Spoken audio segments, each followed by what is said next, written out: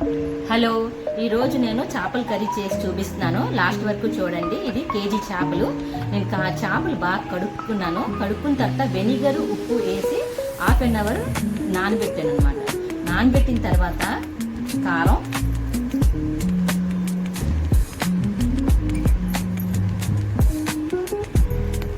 పసుపు, ఉప్పు బాగా ముక్కకి బాగా పట్టించాలి. చేపలు ఫ్రై అవ్వడానికి నేను సరసాల నూనె వాడుతున్నాను. మీరు ఇష్టం లేకపోతే మంచి నూనె వాడుకోండి. చేపలు నాన్ వెజ్ అయితే మాత్రం సరసాల నూనెతోనే బాగుంటుంది. ఫ్రై అవ్వడానికి ఎంత ఆయిల్ అవసరం పడుతుందో అంత ఆయిల్ వేసుకోవాలి. సరసాల నూనె కానీ వేస్తే బాగా మరగాలి, కొంచెం పొగలు రావాలి, లేకపోతే స్మెల్ వస్తుంది. పొగలు వచ్చాయంటే మీకు స్మెల్ అనేది పోతుంది. ఇప్పుడు చేపలు ఫ్రై చేయడానికి స్టార్ట్ చేసుకుంటాం.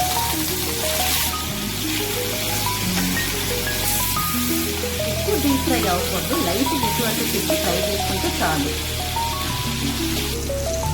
అయితే ఫ్రై అయిపోయింది. ఫ్రై అయిపోయిన తర్వాత ప్లేట్లో తీసుకోండి. ఫ్రై చేసి చేపలన్నీ ఫ్రై అయిపోయి ఈ విధంగా తీసుకున్నాను. మనం చేపలు ఫ్రై చేసాం కదా, ఆయిల్ ఉంచుకోండి, ఎందుకంటే టేస్ట్ బాగుంటుంది. దాంట్లోని మంచి కలర్ రావడానికి ఫస్ట్ కారం,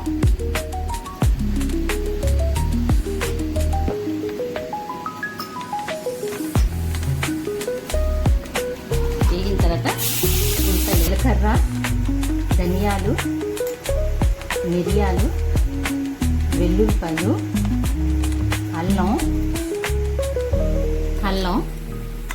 పచ్చిమిర్చి, కొత్తిమీర కారంతో వేసుకోండి. కొత్తిమీర కాళ్ళు ఉంటే టేస్ట్ వస్తుంది, టాప్లే కాకుండా వేసుకోవాలి. ఏంటంటే ఇప్పుడు మసాలా చేసుకున్నాం కదా, ఆ పేస్ట్ గరం మసాలా పేస్ట్ ఇందులో వేసుకుంటాం.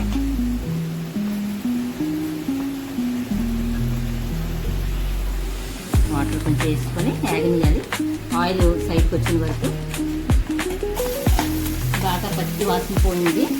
ఆయిల్ సైడ్కి వచ్చింది. ఇప్పుడు 2 టమాటాలు తీసుకున్నాను. టమాటా పేస్ట్ వేసుకుంటా. ఇది కూడా బాగా పచ్చి వాసన పోయిన వరకు వేగాలి. వేగిపోయి ఆయిల్ సైడ్కి వేగిపోయింది. మనం ఏ మసాలా చేసిన జార్లు కలుపుకొని ఆ వాటర్ తీసుకొని ఆ వాటర్ వేసేద్దాం.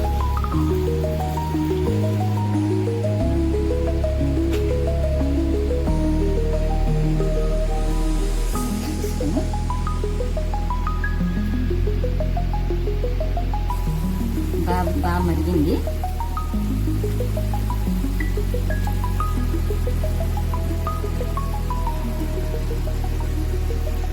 చేపలు కొంచెం ఎంత మీకు గ్రేవీ కావాలో అంత గ్రేవీ వరకు మిల్క్ చేసుకొని ఎక్కువసేపు ఉడకబెట్టకూడదు. ఎందుకంటే ఆల్రెడీ ఫ్రై అయిపోయింది కదా చేప, అందుకే కొంచెం 2 to 3 minutes వరకు ఉంచుకొని మీ గ్రేవీ ఎంతవరకు అవసరం పడుతుందో అంతవరకు దగ్గర చేసుకోండి. మూత ఎక్కేసి 2 to 3 minutes ఉడకనియండి. మిరపకాయలకు 4 వేసుకొని కొంచెం నిమ్మరసం ఇలా పిండుకోండి.